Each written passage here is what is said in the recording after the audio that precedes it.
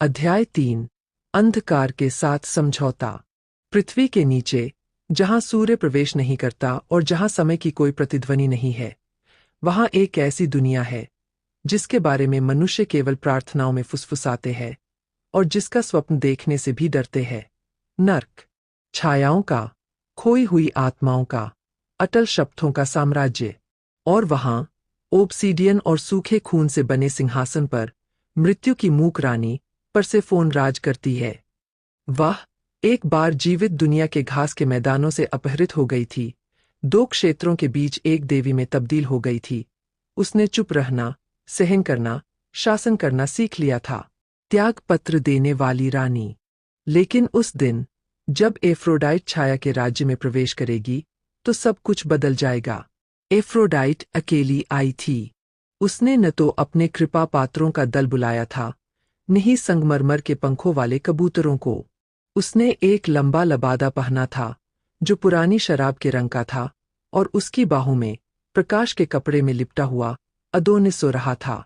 नरक ने उसे पहचान लिया, परंतु उसे आदरपूर्वक स्वीकार नहीं किया। लपटें ठंडी लग रही थीं और परछाइयां शांत।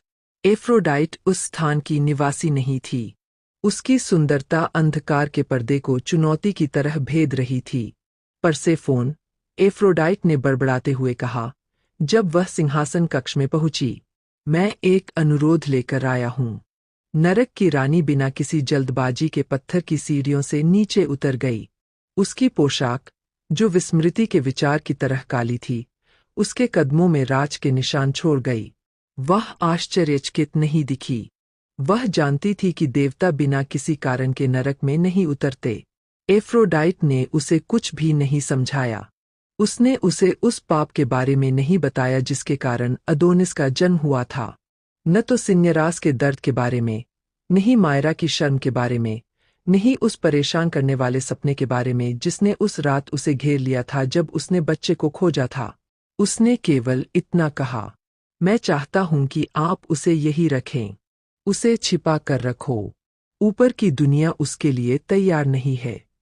परसेफोन ने इसका कारण नहीं पूछा था, लेकिन जब उसने अपनी नज़र बच्चे पर डाली तो उसके भीतर कुछ पुराना हलचल हुआ, स्त्रीत्व की एक गहरी प्रतिध्वनि जिसे अंधेरा बुझाने में असफल रहा था।